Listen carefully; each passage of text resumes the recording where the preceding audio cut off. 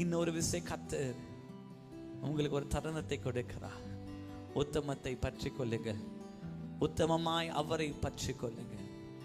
யோபு தன் நாவினால் பாவம் செய்யாதவனாயிருந்தான். அவன் கர்த்தரை தூஷிக்காதவனாயிருந்தான், கர்த்தரை விட்டு விலகாதவனாயிருந்தான். அதுக்கு பலன் என்ன தெரியுமா? முந்தின நிலைமையை காட்டிலும் பிந்தின நிலைமையை ரெட்டிப்பாய் கர்த்தர் அவனை ஆசீர்வதித்தார். ரஷத்தினே கரபா.